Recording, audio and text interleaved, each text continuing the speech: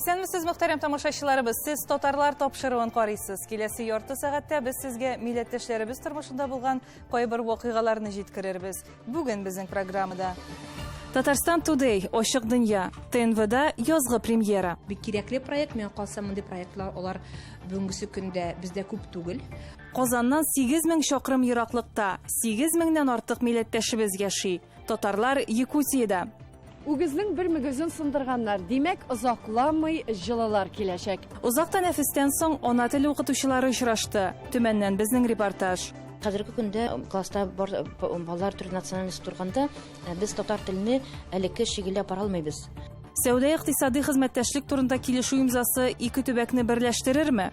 Рәхмәт әйтәм безнең коллегаларга, чакырганнар өчен. Без инде икенче көн иртәдән кичә кадәр бик актив эшлибез, аралашабыз. Таңсу Насырова Тахир Валиев белән таныштырыр. Чем ребенок больше раз упадет, тем быстрее он поймет, что он делает неправильно. Илебезнең уңышлы һәм танылган кешеләре Татарстан Республикасы үсеше турында нинди фикердә? Төрле чит ил төбәкләр белән уртак проектларның иң кызыклысы кайсысы? Татарстан халкы мөһим һәм иң якты мәдәни изен кайда калдырган? Буларның барысында Динә Газалиеваның Татарстан Today Ачык дөнья авторлык тапшыруын карап белә аласыз. Димәк, 20 март көнне кичке сәгать 7дә Татарстан Яңа гасыр каналында язгы премьера. Карамый калмагыз.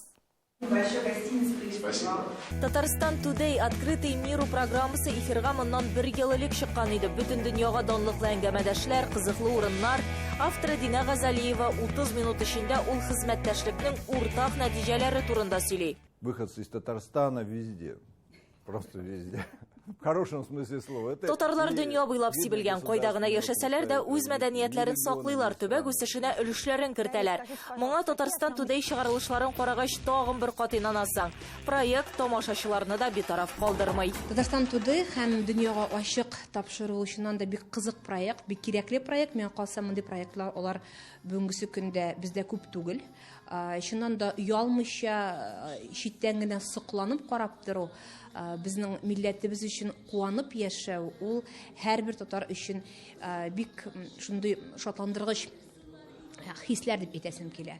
Настоящая фабрика для молодых IT-специалистов. Татарстанның Россия һәм дөнья аренасындагы ролен алып баручы Динә Газалиева зур осталык белән күрсәтә.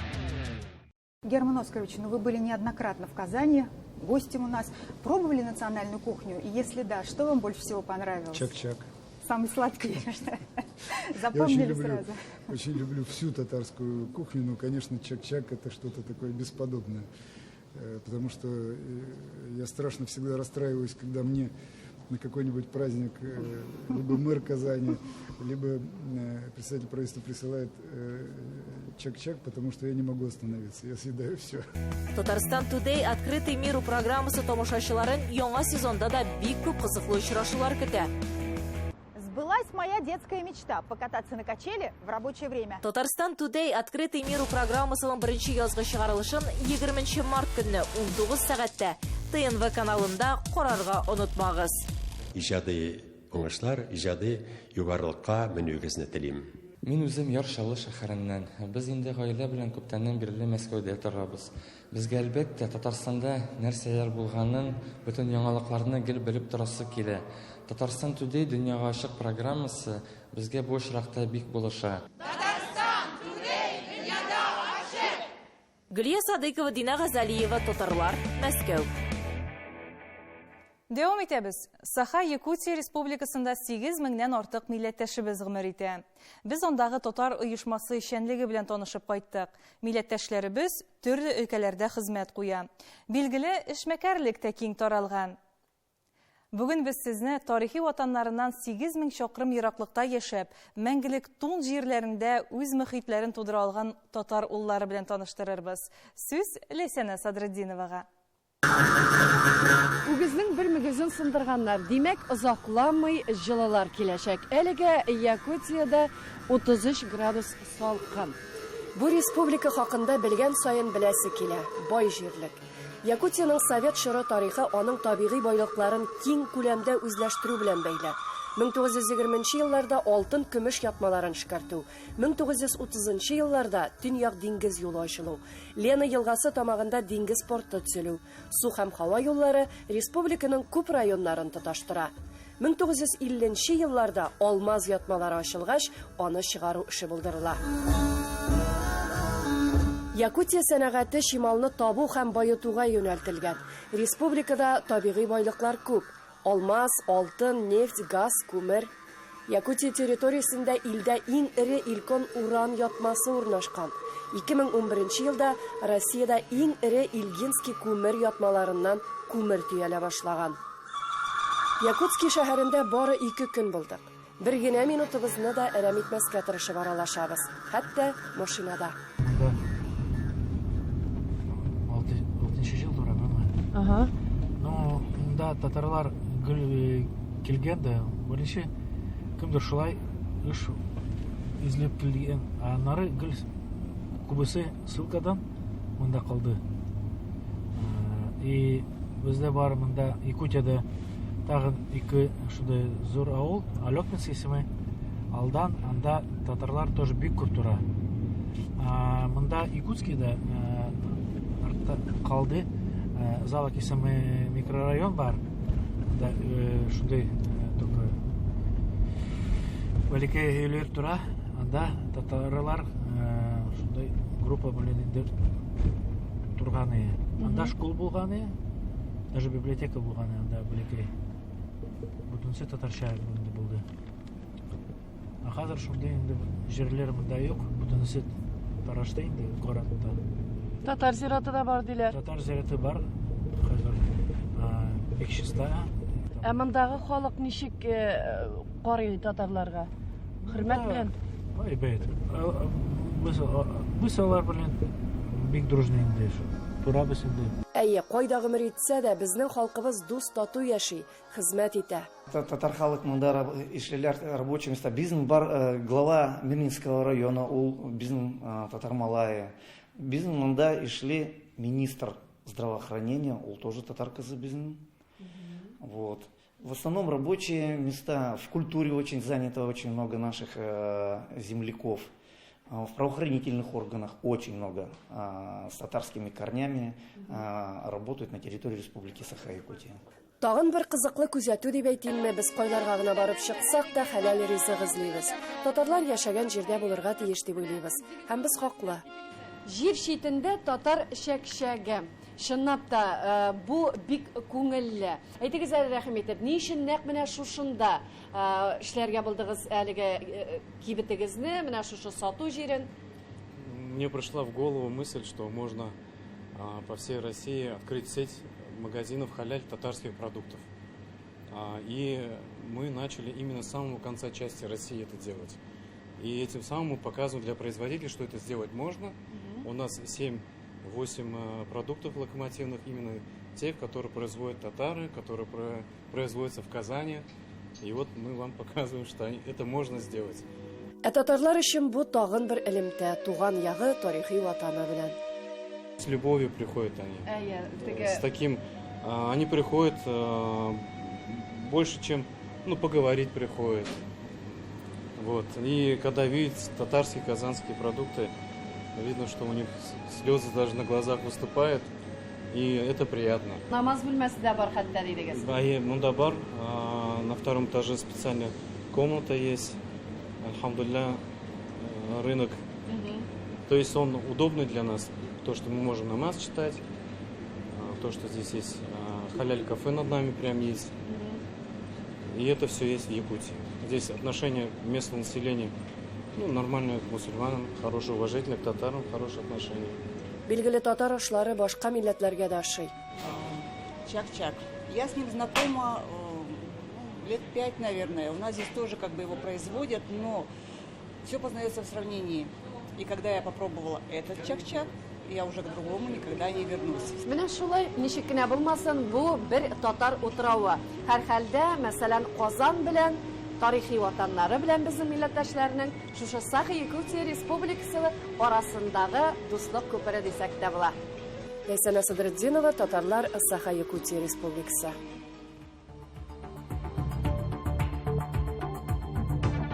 Сез тотарлар тапшыруын карыйсыз программабызның икенче өлешендә. Узак тәнәфестән соң ана теле укытучылары очрашты. Төмәннән безнең репортаж. Хәзерге көндә класста балалар төрле национальность турганда без татар телене элекке шигелә бара алмыйбыз. Сәүдә-икътисади хезмәттәшлек турында килешү имзасы ике төбәкне берләштерерме? Рәхмәт әйтәм безнең коллегаларга чакырганнар өчен. Без инде икенче көн иртәдән кичә кадәр бик актив эшлибез, аралашабыз. Таңсу Насырова Тахир Валиев белән таныштырыр. Чем ребенок больше раз упадет, тем быстрее он поймет, что он делает неправильно. Этно-мәдәни мәгарифның цифровизациясе һәм сыйфаты пандемия төмән мәктәпләренең көчсез якларын ачыклады. Татар теле һәм әдәбият дәресләрен укытуның сыйфатын ничек яхшыртырга? Узак тәнәфестән соң ана теле укытучылары очрашып, үзләрен борчыган сорауларга җавап эзләде. Киләсе видео язманы карыйк.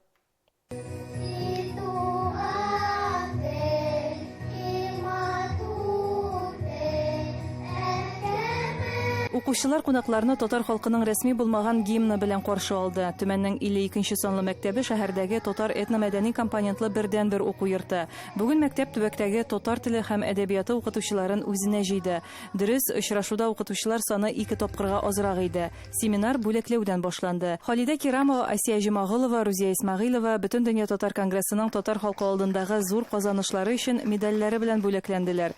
Соңыннан укытучыларны Төмән төбәк мәгарифе үсеше институты ректора Наталья Милованова сәламләде. У меня возникла мысль, а почему бы нам такую замечательную школу с таким замечательным коллективом не сделать центром компетенций родных языков, в данном случае татарского языка. Вот это мне очень понравилось. Шунысы да әһәмиятле. 2020 елда 52-нче мәктәп яңа бинага күченде. Директор Алевтина Манкаева заманча җиһазландырылган сыйныфлар буенча экскурсия оештырды. Пойдемте направо. Мы сейчас должны попасть с вами в кабинет домоводства.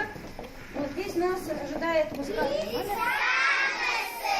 Иске бинада 52-нче мәктәп 420 бала өчен генә булса, хәзер биредә 870 укучы белем ала. Укучылар саны арту яңа бурычлар да куя. Элек мәктәптә балалар 100% татар телен өйрәнгән. Хәзер милли состав төрле. Хәзерге көндә урыслар да бар, таджиклар да бар, үзбәкләр да бар, 10 национальность укый. 55% балаларыбыз татарлар калды. И хәзерге көндә, конечно, класста балалар төрле национальность турганда, без татар телене элекке шигелә бара алмыйбыз. Шуңа балаларны группага бүлеп, урыс балаларга урыс телен родной итеп укытабыз, татар балаларга татар телен родной итеп укытабыз.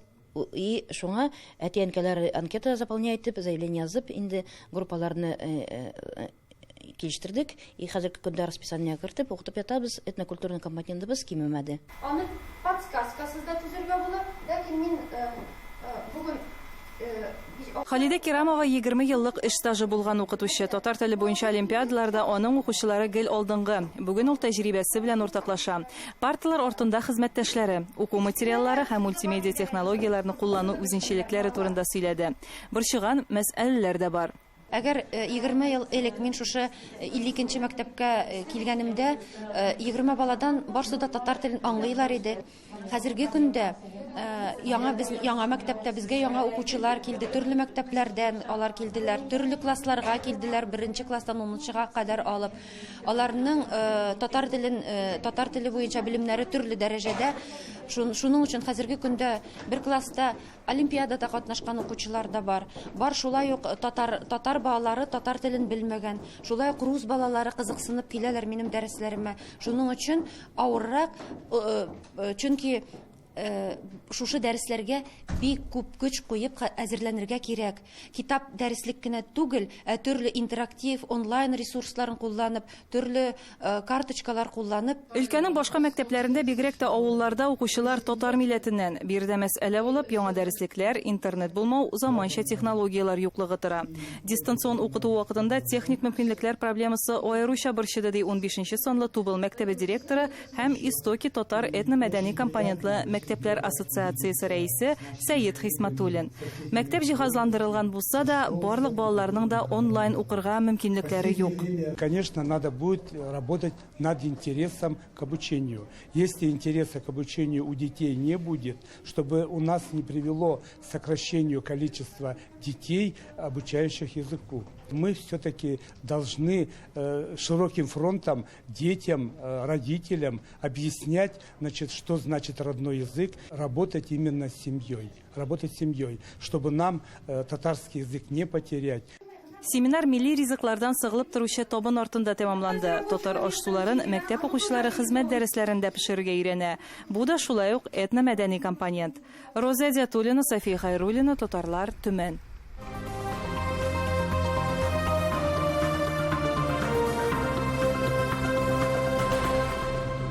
Март башында Татарстан Республикасының Лаеш районы делегациясы Свердлау өлкәсенең Сысер шәһәр бүлгесендә кунакта булып кайтты. Бу инде беренче очрашу түгел.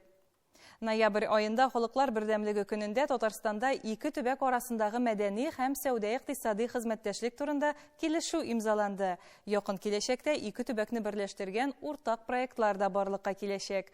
Бу хакта киләсе видеоязмада. Свердлау өлкәсенең күп милләтле Сысер шәһәр округында татарлар узган гасырның урталарыннан ук Уралга милләттәшләребез Татарстан һәм Башкортстан республикаларыннан күченеп килгәннәр. Татарлар Октябрьский бистәсендә мәчет төзиләр. Җирле мәктәптә ярты ел элек шактый вакыт тәнәфестән соң татар теле дәресләрен яңартып җибәрделәр. Һәм нәтиҗәсе балалар Татарстанның Лаеш районы делегациясен үз ана телебездә сәламләделәр. Балам дип, туган телдә эндәшәмия әткәм.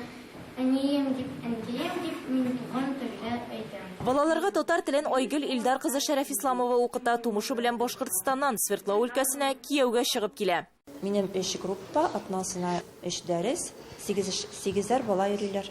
Яңа сүзләрне өйрәнәбез, ул яңа сүзләрне дәфтәрләргә язып барабыз, перевод белән инде авызларны өйрәнәбез. Яңа сүзләр, грамматиканы өйрәнүдән тыш татар теле түгәрәгендә балалар халык музыкасы һәм биюләре белән дә танышалар. Минем исемем Алина, меня 10 яш. Айгуль Ильдаровна, меня классная руководительница. У нас дома разговаривают на татарском очень много. Я поэтому все познаю себе в ум и тоже начинаю разговаривать на татарском. Киләчәктә Сысер шәһәр округының Октябрьск һәм Татарстанның Лаеш районы Столбище бистәсе мәктәпләре татар телен өйрәнү юнәлешендә генә түгел, робототехника, шахмат буенча да уртак проектлар эшләүне сөйләште. Президент передан от нас через делегацию, пожалуйста. Сысер шәһәр округы Лаеш районы кебек үк башкала белән чиктәш аэропортка якын урнашкан. Ике районның да мәйданы бер, якынча 2000 квадрат километр. Икесендә дә зур инвестицион проектлар. Татарстанда Иннополис, Сысер районында Титан үзәне. Без Лаеш районы делегациясе белән бу махсус икътисади зонада шулай ук булдык. Аннан эшлекле сөйләшүләр Сысер шәһәр округының администрациясендә дәвам итте. Татарстан вәкилләре Уралда Лаеш техник икътисади техникумы студентларына практика узу мөмкинлеген оештыруны сөйләшсә, свердлаулыларны форель үрчетү тәҗрибәсе кызыксындырды. Районнар арасындагы конкрет проектларга килсәк, хоккей һәм теннис турнирлары, балаларның җәйге ялы, Свердлау өлкә сабан туен оештыру, һөнәри һәм туристик юнәлештә эш. Мин бик зур рәхмәт әйтәм безнең коллегаларга, Сесерттан чакырганнар өчен, шушындай матур иттереп безгә оештырганнар өчен программаны. Лаеш районы вәкилләре якташлары чыгышы белән кече елгадан булган Хисаметдин Гафур улының музей йортында да булдылар. Аның уллары Зәйнетдин һәм Кәшәфетдин Агафуровлар Екатеринбургның танылган сәүдәгәрләре. И надо сказать, что они не теряли связи с Лаишевским районом. Там у них осталось много двоюродных, троюродных, четверюродных там родственников. И некоторые из них приезжали сюда к ним. Они много, уже не Хисамеддин, уже сыновья. Они очень поддерживали вот эту татарскую диаспору. Тех людей, которые так же, как они, в свое время в поисках лучшей доли приехали в Екатеринбург. Татарстан Республикасының Свердлау өлкәсендәге даими вәкиллеген Лаеш районыннан килгән кунаклар бик үз итте. Күңелгә якын җылы милли мөхит бирде. Шул милли рухны үстерүгә хәзер Лаеш районы үзе дә өлешен кертәчәк.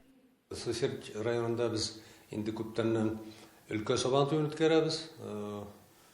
Катникова авылында һәм бәлки менә бу Лаеш районы һәр вакыт даими рәвештә шушы өлкә сабантуеның катнашчысы булыр дип өметтә калабыз. Без аларга тәкъдим итәчәкбез. Ансы инде үзләре чишәр дип. Гомумән, Свердлов өлкәсе һәм Татарстан Республикасы хезмәттәшлекне уңышлы алып бара. 2013 елда Березовский белән Алабуга, Түбән Серга белән Кукмара районы, Красноуфимск белән Әгерҗе килешү төзегәннәр иде. Лаеш һәм Сесерт районнары арасындагы килешүдән соң Әлмәт районы һәм Поливской шәһәре белән дә килешү төзеләчәк. Гөлия Садыкова, Әлфия Габдишева, Татарлар, Свердлов өлкәсе.